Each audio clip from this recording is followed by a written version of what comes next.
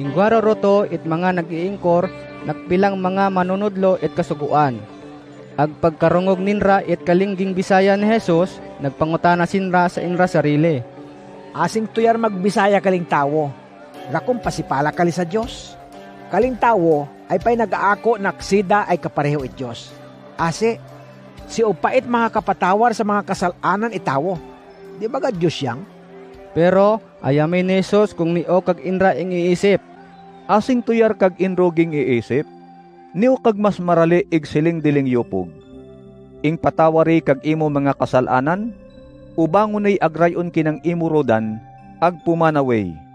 Ako kali ing papakita sa inro pramas pamatuora nak ako nak dati pa ay ing tatawagin nak anak itawo, ay ingwat karapatan dili sa duta nak magpatawar sa mga kasalanan.